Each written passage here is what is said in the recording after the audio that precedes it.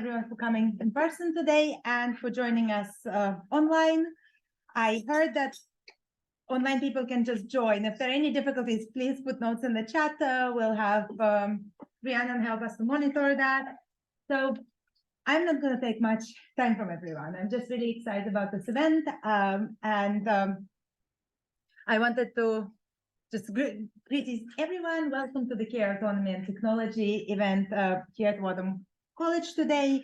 I'd like, first of all, to extend our gratitude to the Institute of Ethics and AI for both extensive support in organizing it, as well as, and to the McGovern Foundation for funding it, and also to Wadham College for help with some of the logistics. So we have 3 panels today. The first panel will talk about how monitoring technologies are negotiated and utilized within families. The second one will discuss both the potential and challenges for using technological solutions to solve various sort of family-related issues. And finally, in the last panel, James Wright will talk about the intersections between visions of care and sort of technology and potential consequences of that. I just wanted to flag up, we had one last-minute dropout, so our panels will have 3 talks in the first panel, 2 talks in the second, and just 1 in the last one, because the second speaker wasn't able to come. COVID is apparently still a thing, so we could just have to factor in. I'm also really excited about this, how intersectional today's event is. We've got people from a variety of social science backgrounds, among the presenters as well, someone from the computer sciences as well. So I think there's a particular strength and we could all learn from each other's perspectives. And without taking much further space, I'd like to introduce or invite our first speaker, Zuzana, to come and give her presentation. Thank you.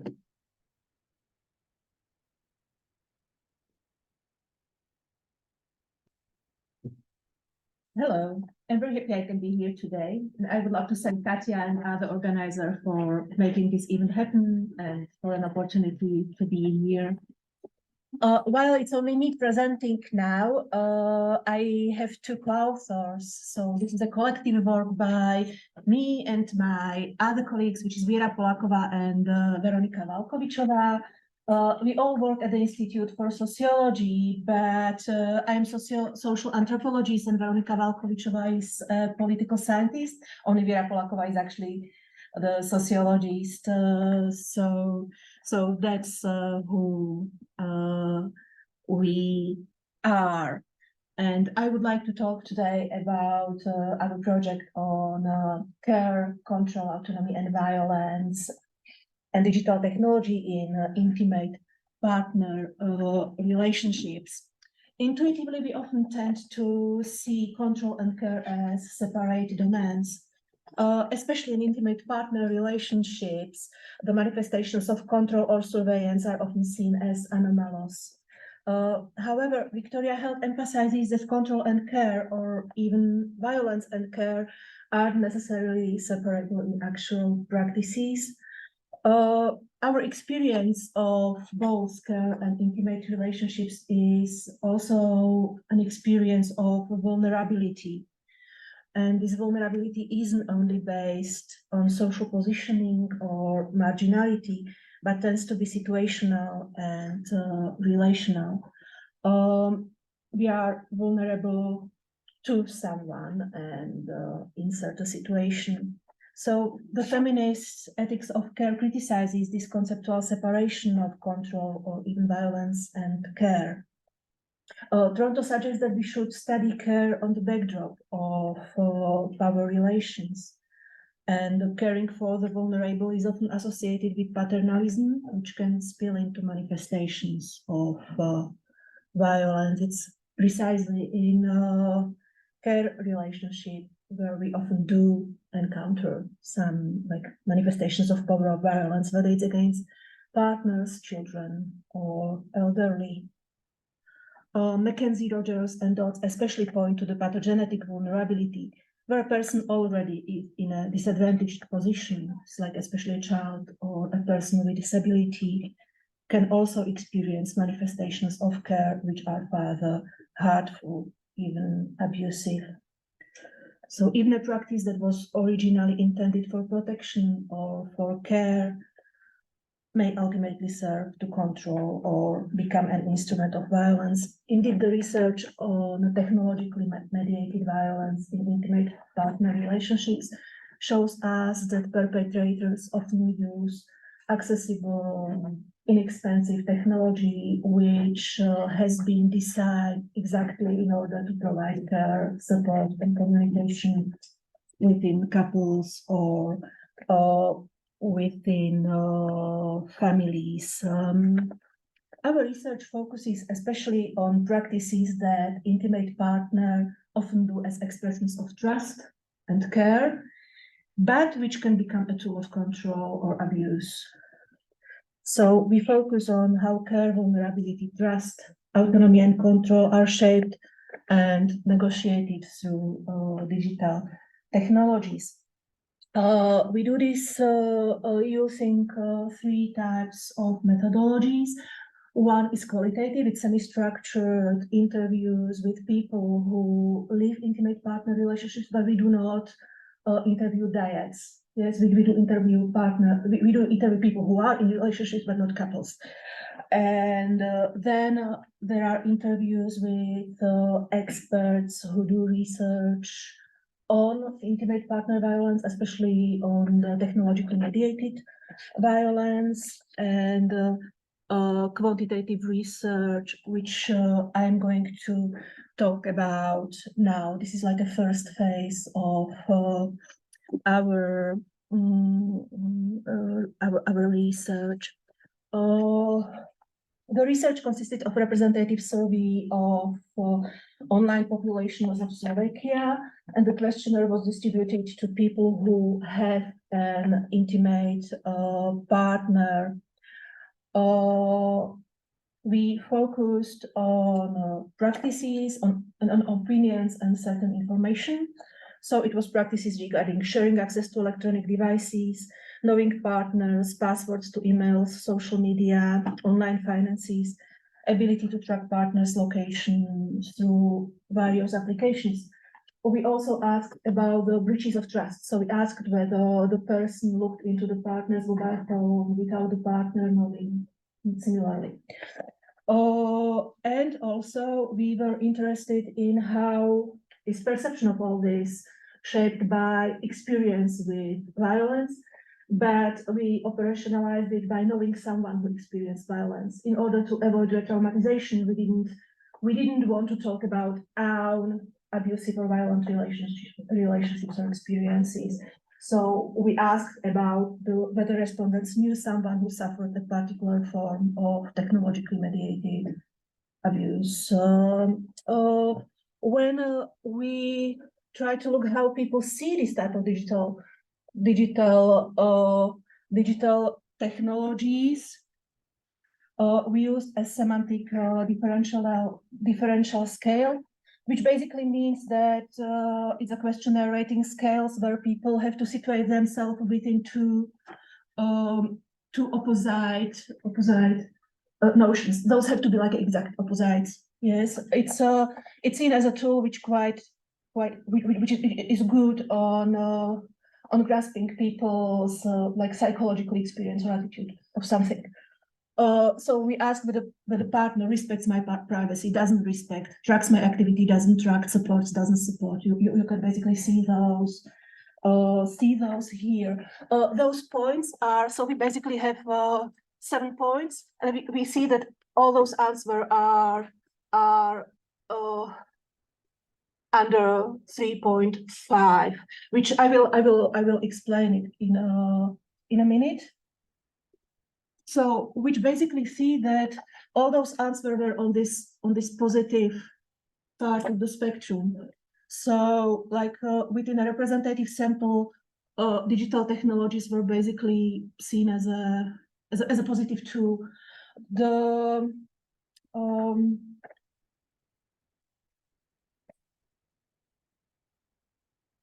The most negative answer was related to tracking activities, but it's still in the positive part.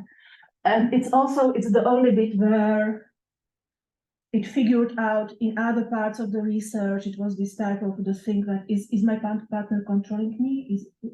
Is it not? So this was something which was most people saw it as most important in relation to their lives. This tracking as a negative bit, but still we consider it in this positive side. When we were rather interested in gender differences, I have to tell that they weren't very important within all this research, which was, for me, it was surprising. Yes, I didn't expect this. There was a difference between men and women, but it wasn't statistically significant.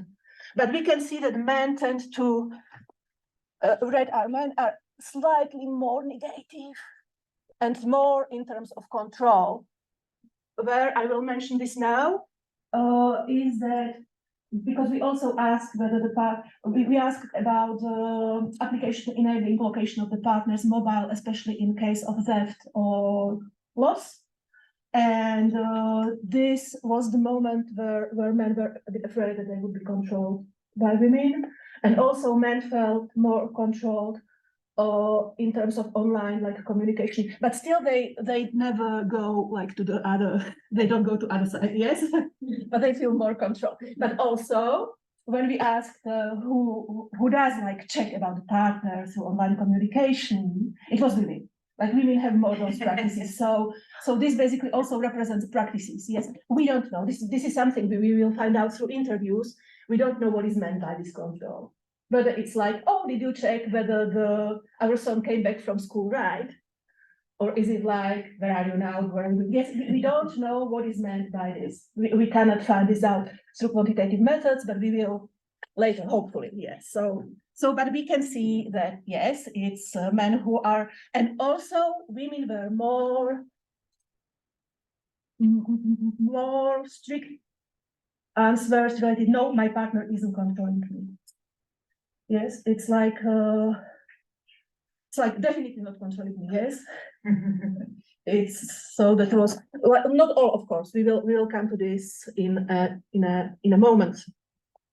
Also, we did follow like a degree of agreement with some statements. We wanted to do also a semantic differential, but one of our colleagues has a long.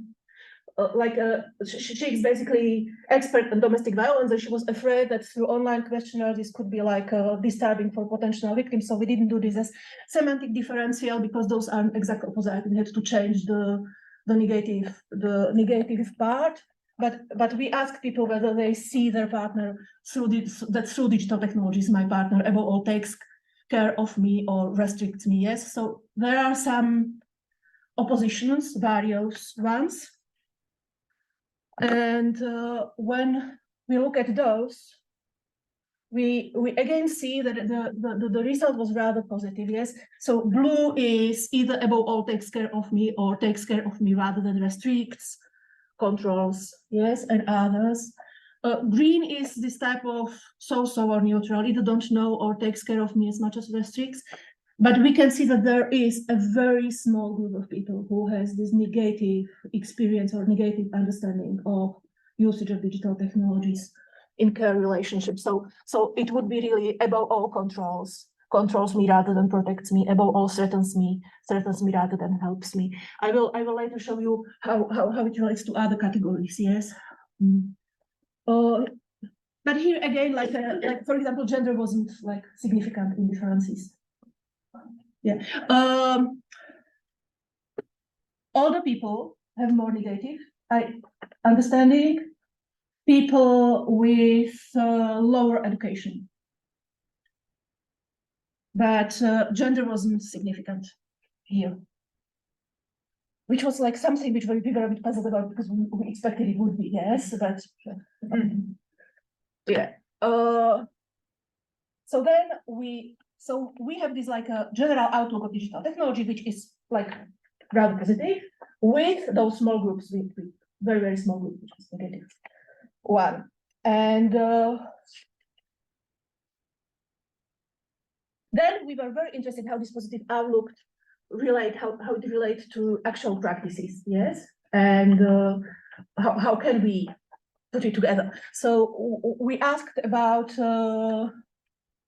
having an application which enables one's partner to check a position, to locate someone's phone. However, we know from the research of intimate partner violence that this type of application is very often used actually for tracking the victim's movement. So it really is the tool which can be both, yes, control and care, which was what we were interested in. So like it was 20.1% of people are having this type of application. Men are slightly more able to check women's position than men's. But interestingly, we checked those people who have it, whose partner have it. We checked what their response is in relation to those previous things. And it was very clear that through digital technologies, their partner above all protects them. It was the most frequent answer, the most positive one. Yes, if my partner has this application, he protects me through this. However, what is quite interesting, we checked this in relation to cohabitation and marital status. Unfortunately, we didn't think, and I'm sorry, we didn't think about asking about the length of the relationship, but we can look at relationship in this type of variables, like whether people live together, whether people are married, yes, and whether they live with a man, with a woman, yes. So this type of stuff we can know about them. And what is interesting is that it's mostly people who do not cohabitate.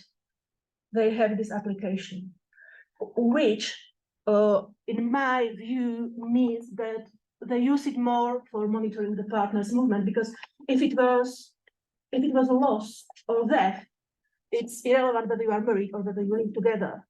But this was quite significant portion of those people do not share the household. So, but again, we will know after interviews. But this was significant, and I think it shows us something interesting about current control. After interviews, we will know what, yes. But we know that in terms of numbers, it is like that. And also, in terms of numbers, people have people who use this app have a very positive understanding of this app. Even we specifically asked about my partner can locate me. So if you are one being located, you have a positive view of the app. Another practice, which can be at the same time expression of trust and a tool of control or abuse, is sharing access to electronic devices and online application. So we asked separately about passwords, unlocking PC or tablet, laptop, passwords to or access to smartphones, access to chat, social media, and access to internet banking or online finances. When we looked at online finances, we asked specifically about personal account, not a shared account. Yes, we didn't ask about shared account. We asked about the one which is just the partner's account. Again, it was actually we were quite surprised how high those percentages were. So it's more you can see them. I'm not going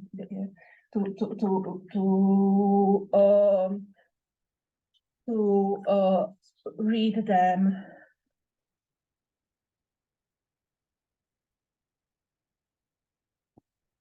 The access isn't statistically dependent by gender, cohabitation, or marital status.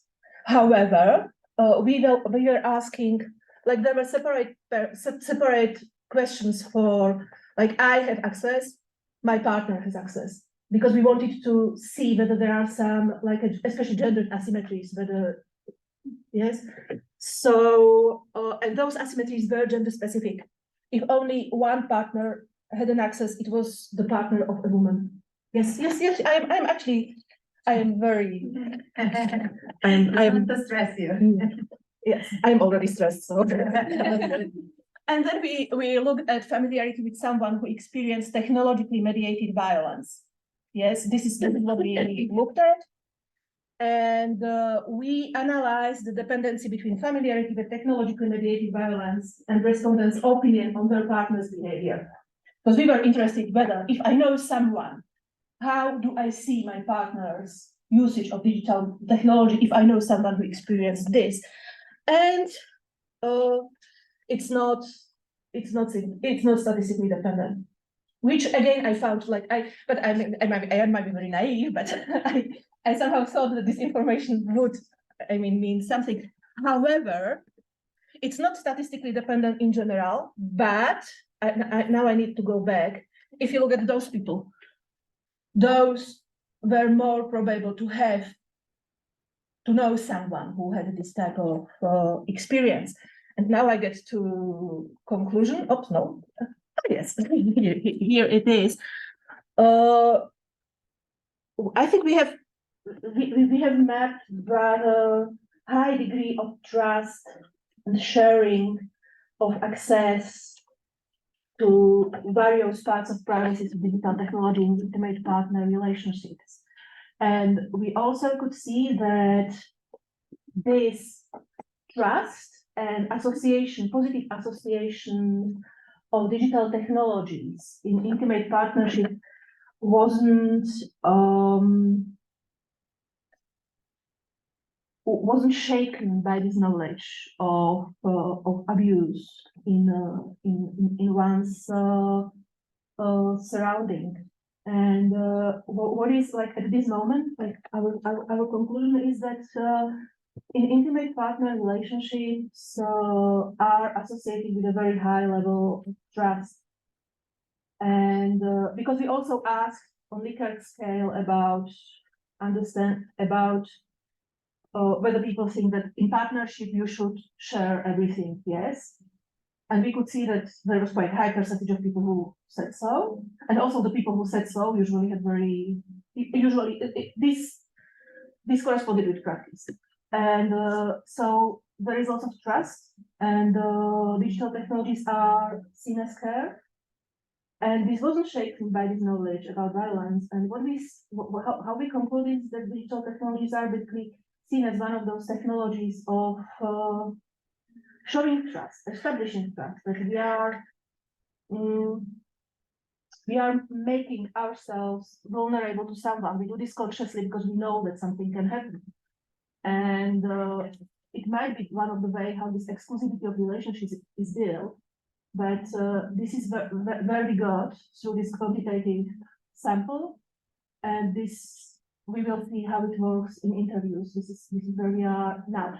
I have actually many more stuff, so feel free to ask later, because I didn't want to like charts are boring and difficult, yes. But if you want to, I can break this to small things, yes. And if I cannot, I can answer you in a few days and ask the data analyst. So thank you for attention. And I will take different classes because I needed to see. So, yeah. Okay. Thank you. Thank you for also an excellent timekeeping. We have 11 minutes until the next speaker. So questions, comments? Is there a question in the chat? Oh, that was just me saying, please put your questions in the chat. Okay. So John, shall I chair or you? Yeah, I just want to ask about like notion of control. Did you say that control is being contrasted with helping versus control? But that doesn't seem to me to be right. No. Help seems to contrast with harm. Control is either it's about restricting someone's freedom, so it gives me liberty or whatever. It might be not a very good translation for Slovak. In Slovak, control and monitoring are very much more associated than in English. So I could have translated this, but this could have been a better translation. I guess the worry is that different respondents might have different notions of control in life. And one of the things that I find interesting is that what could be perceived as control in a pejorative sense, for the stranger, would not be controlled if done by an intimate partner. And so it's an interesting question when people are answering those questions. are they using different standards for assessing what counts as control, etc.? Because it's an intimate partner. But if someone who was a stranger did exactly that same thing, that would be control, for example. Thank you very much for this. I cannot answer this. We haven't asked about the same practices by a stranger, and I agree with you. This is basically one of our starting point is that in relationships or perhaps the ending point that in the relationship we do interpret differently. But you are right. We would have to ask also about the same practices outside of intimate partnership. I cannot at the moment like a quickly think about exact way, but thank you. I will. This is not the end of the stuff. So, but thank you. Thanks, it's Yeah. fascinating. Thank you. I guess in response to that, I'm just thinking through the way the participants might have kind of understood those terms.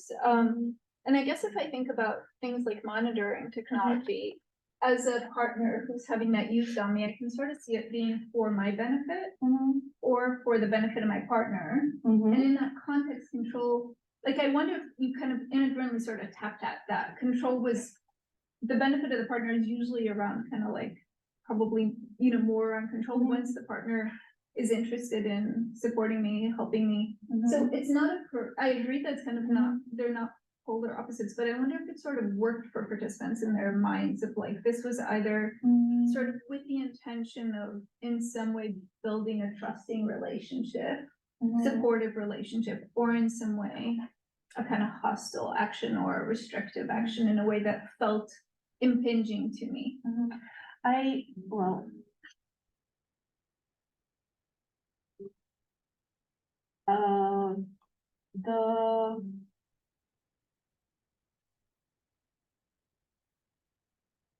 The data were rather cohesive. So it seems that people did have the understanding you said, but I think I'm sorry, I don't have the name of the gentleman idea. John. But what John said, like it would be really much better if we had like a description of what it means. So this gives me a lot to think about. However, there was like a very like when it was, especially when we look at this, it's very, I mean, it definitely wasn't chaotic in minds of respondents. But you might be right, they could have read it differently than we did, and we should have divided. Yes, I agree with this. If it's the answer, which might not be because John asked especially about this one, and it was also like there would be differences in education here, but it was interesting in relation to Mike talk, but those were also like a very similar, just slightly also. Just a quick question about that. Did you look at how those responses loaded together? So did they did you have sort of clumps of how people who tended to respond, in certain ways, sort of, different profiles of people who tended to Yes, feel- we know that people who knew someone who experienced abuse could be even like in the right hand side. Like it wouldn't be, it was like it wasn't big enough to be like statistically significant. And the result of like the whole group would be here. But people who knew someone who experienced abuse, especially those more severe forms of abuse, or like would be here. Yes, but I don't have a chart. I can make it. Also, I can ask Viera to make it like so we will have it. But I don't have this chart. Yeah, I don't even have it here. Yeah, Yes, I have my laptop here. there are cool questions to ask about how these sort of work together to describe someone's kind of global experience with all these different facets in it. Yeah, And that might be something she could easily do, especially with how large your sample size was. yeah. It was, this was representative, which is nice. Well, it's representative for online population. but this is what we wanted. Like we were looking at digital practices, so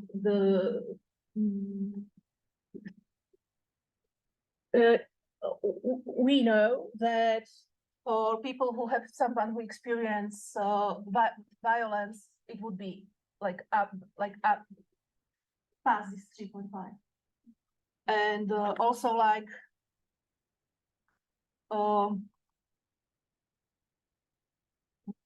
this is how it would look in relation to education. Yes, but I'm sorry, this is in Slovak because I didn't think I would show it. Yes, but Red is the lowest level. yes, lowest level of trust, and it's just people with just elementary education.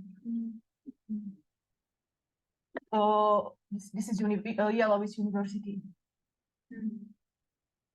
But that wasn't it was. I don't think it was important for what I was speaking about today. So, but there were some also there would be some differences in terms of place.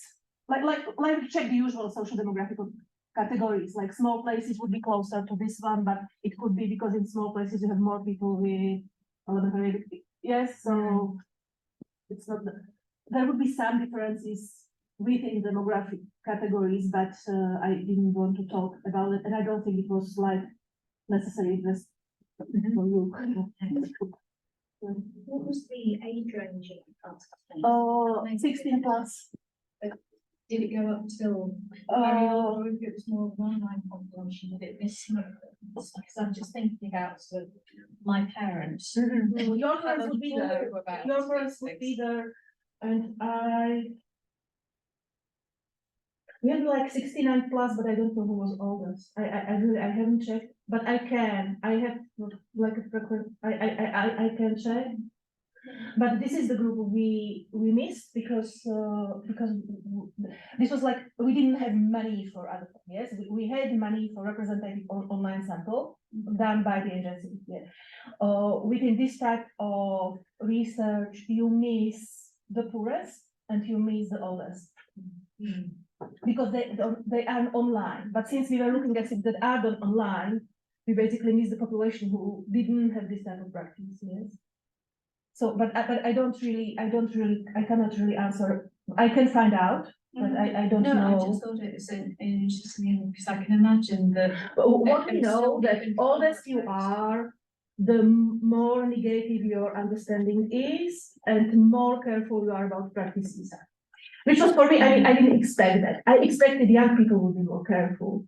Because in Slovakia, you have lots of prevention related to abuse of elderly, and elderly are seen within those prevention programs as those who are incapable of using digital technologies.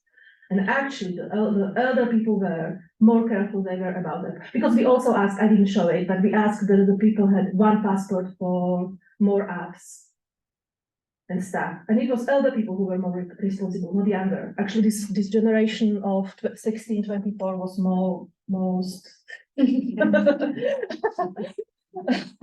I should have interviewed slightly because I noticed we have a couple of comments online and we only have 1 minute left. So if there is a question. Feel free to send me an email. So, I mean, maybe we pick the top one. Today liked all the differences. Hi, Zuzana, great presentation, really interesting seeing all the distinctions. I have a methodological question in terms of response scale. In the instructions that you provided to participants, did you explicitly tell them what the options mean that they were selecting? For example, if they select 1, this means X. So maybe just very briefly. In a semantic differential scale, they just had to situate themselves between strongly agree and strongly disagree, like you place yourself between those 7 points. The closer you are to respect, closer you are to disrespect. And in the others, it was above all agree, rather agree than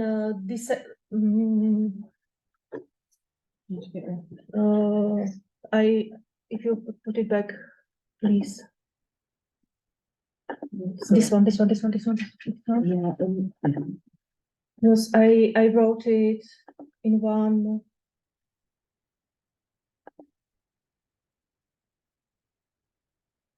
It was above all takes care of me rather than restricts me, takes care of me as much as restricts me rather than takes care of me, above all restricts me. If it answers your question. But we didn't do slides with semantic differential scale because you could do also like a slide. We did 7 points. Okay, thank you very much. I noticed there were at least two more questions in yours. I'm happy to hear them. So, thank you very much, Zuzana.